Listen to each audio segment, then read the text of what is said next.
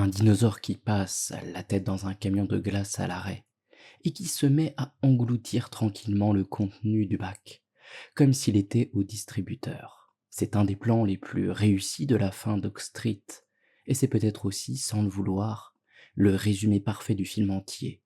Quelque chose d'assez grand, d'assez beau, en train de manger un petit bout d'Americana Suburban, avec un calme presque comique.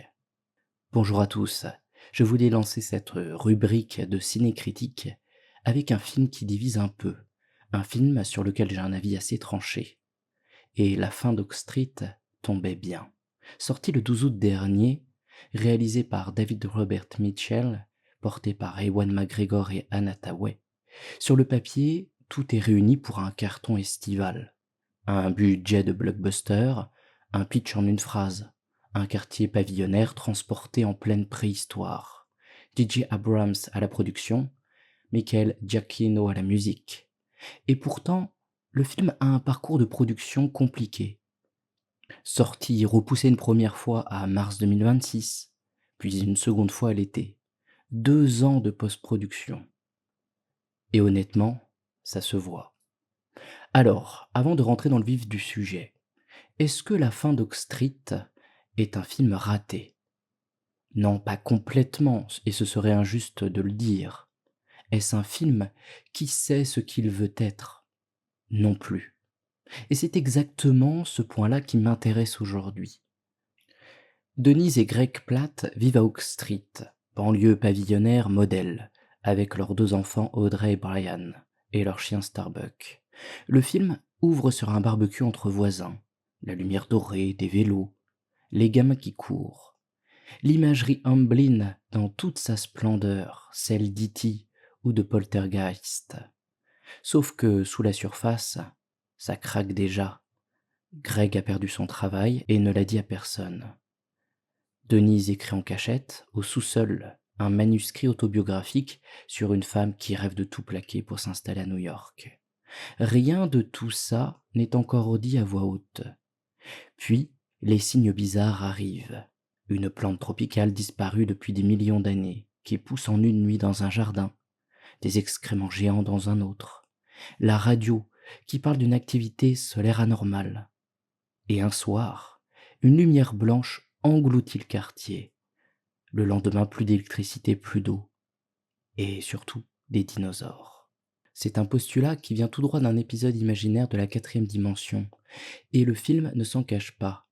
Le survival commence. La famille se barricade, les couples s'engueulent au milieu des attaques de vélociraptors, et le récit se referme, 1 heure et demie plus tard, sur un nouveau barbecue. David Robert Mitchell, c'est le réalisateur d'It Follows et d'Under the Silver Lake, 2 films qui ont un vrai sens de l'ambiance, quelque chose entre Carpenter et Lynch dans la manière de filmer une banlieue américaine comme un espace suspendu entre deux mondes.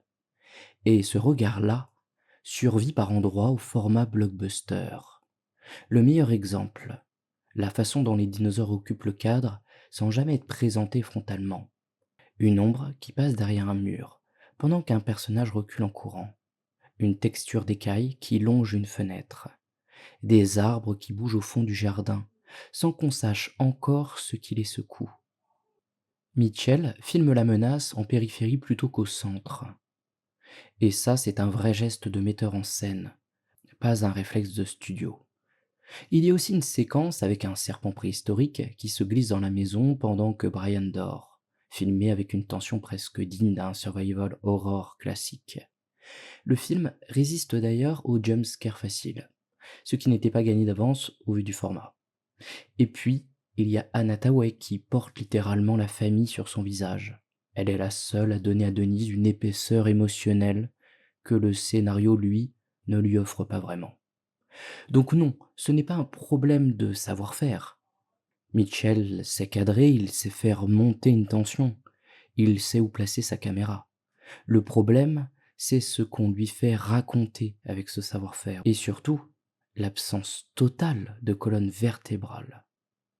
Voilà le cœur du problème. C'est un film schizophrénique. La fin d'Oak ne choisit jamais entre trois régimes de récit qui à aucun moment ne se répondent vraiment.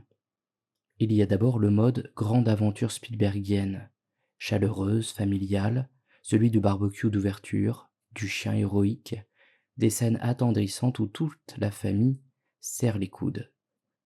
Il y a ensuite le mode survival horror pur, nerveux, avec ses attaques de créatures, sa maison assiégée, ses geysers qui se multiplient et son incendie qui menace tout le quartier.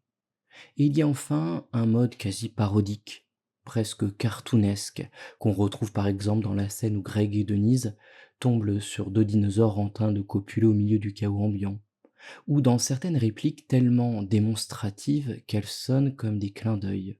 Le vrai souci, ce n'est pas que ces trois registres existent.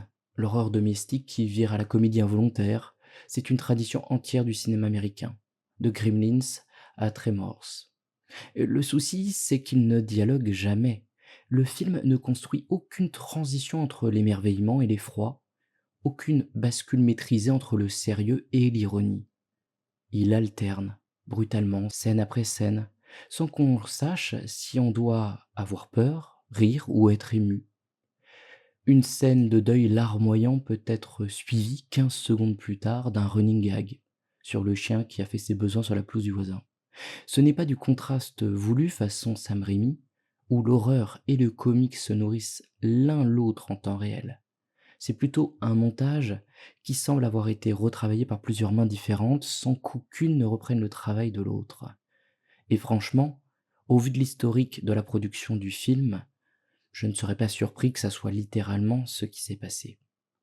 Un deuxième point, à mon avis intéressant à aborder, l'impression que le film a quelque part conscience de sa propre théâtralité, sans que cette conscience produise le moindre effet de surprise. La construction le montre bien. Le film cite ouvertement la quatrième dimension comme matrice. Il pioche dans l'image Gremlin, de manière presque trop appuyée, les vélos, la lumière dorée du générique, la formule familiale figée. Les dialogues, eux, sont tellement écrits dans un semblant de premier degré qu'ils basculent en vérité dans un second degré qui viennent les ridiculiser. Et la toute fin s'appuie sur une sorte de reportage télé, entièrement fabriqué, qui vient combler les trous du scénario en expliquant après coup ce qui s'est réellement passé cette nuit-là. Autrement dit, le film transforme littéralement le drame de cette famille en fait divers médiatique, en contenu consommable. Ça pourrait être une vraie idée, presque un commentaire sur la manière dont l'Amérique numérise et digère ses propres traumatismes collectifs en storytelling télé. Le problème, c'est que cette lecture-là, n'importe quel spectateur, un minimum attentif, l'a déjà faite toute seule, dès le quart d'heure d'ouverture. Le film ne réserve aucune carte pour plus tard. Il abat son jeu méta immédiatement. Le pastiche est donc trop visible, les répliques trop grotesquement écrites pour être prises au sérieux. Alors quand la confirmation arrive avec ce reportage télé, artificiel, en guise d'explication finale, elle ne surprend personne. Elle valide seulement, 90 minutes plus tard, ce qu'on avait deviné dès la deuxième scène. Une méta-narration, pour fonctionner, et qui a besoin de retard à l'allumage chez le spectateur. C'est le décalage donc entre ce que l'on croit regarder et ce qu'on découvre qu'on regardait vraiment qui produit l'effet. Ici, il n'y a pas de décalage, il y a juste une confirmation. Et c'est profondément frustrant, parce que Mitchell, avec Under the Silver Lake, avait justement prouvé qu'il savait construire une architecture de sens qu'on ne perçoit pas à la première lecture. Un film qui reste difficile à classer même après visionnage. Ici, tout est lisible d'entrée. Le mystère n'est pas dans le récit, il est seulement dans la question de savoir qui va se faire manger. Et on arrive au point qui pour moi résume le mieux l'échec d'écriture du film. Cette histoire de couple, Greg et Denise, qui aurait pu être le vrai centre de gravité émotionnelle, et qui reste une coquille complètement vide. Le potentiel dramatique était pourtant réel, en tout cas sans doute. Greg cache à sa femme qu'il a perdu son travail et enchaîne donc les petits boulots en douce. Denise écrit en secret au sous-sol, l'histoire d'une femme qui rêve de quitter donc sa famille pour recommencer sa vie à New York. Donc un manuscrit qui est à peine voilée une confession en quelque sorte, de mensonges parallèles, de formes de fuite, une devant l'autre. C'est un point de départ solide pour une vraie tragédie conjugale de banlieue, dans la lignée d'un American Beauty ou peut-être d'un Revolutionary Road, version catastrophe naturelle. Sauf que le film ne construit jamais la scène de confrontation qu'il appelle pourtant lui-même. Greg confirme l'existence du manuscrit en plein assaut de dinosaures, littéralement entre deux coups de fusil. Denise lui reproche de boire en cachette.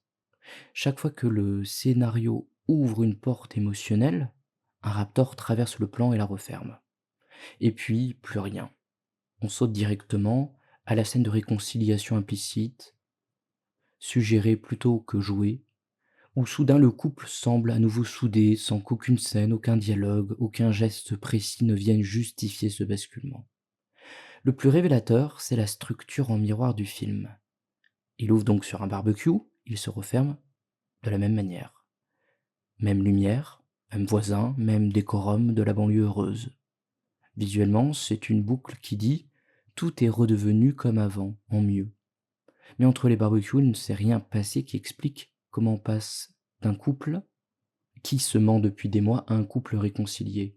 La survie collective, le fait d'avoir combattu des dinosaures ensemble, tient lieu par défaut de thérapie de couple. C'est un raccourci scénaristique classique du genre catastrophe familiale, mais ici, il est d'autant plus criant que le film avait pris la peine en amont de poser des enjeux psychologiques.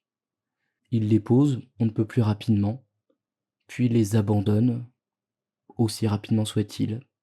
En vérité, le film joue du décalage et des codes de stéréotypes des films hollywoodiens des années 80.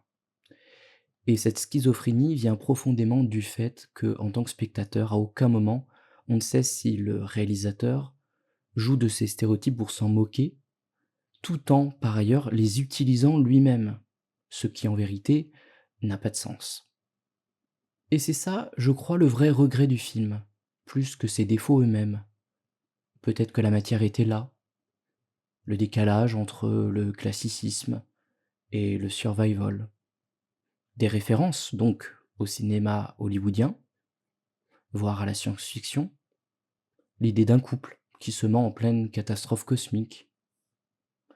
Tout ça participe de genres qui sont très codés, mais le réalisateur choisit de littéralement s'en moquer, sans véritable discours, sans véritable sens, et surtout, comme je l'ai déjà précisé, il s'en moque tout en les utilisant. Deux options s'offraient au film, et il ne prend franchement ni l'une ni l'autre. Soit assumer pleinement la parodie, pousser donc le curseur vers l'absurde et le clin d'œil généralisé, et à ce moment-là, l'écriture, trop démonstrative, devient une force plutôt qu'une gêne. Soit à l'inverse, prendre au sérieux le drame conjugal et lui donner un espace, un silence, des scènes, face à face, quitte à ralentir d'ailleurs le rythme du film. La fin d'Oak Street essaie de tenir les deux bouts en même temps sans jamais trancher, et le résultat, c'est un film qui n'est ni assez sérieux pour qu'on s'attache vraiment à ce couple, ni assez lâché pour qu'on rie franchement de son propre kitsch. Et je ne parle même pas des personnages qui ne sont ni mémorables ni véritablement écrits. Ils n'ont à vrai dire aucune profondeur. Alors qu'est-ce qu'on peut retenir de ce film? Bon, c'est un film qui a incontestablement un metteur en scène aux commandes. C'est d'ailleurs, je pense, sa seule force.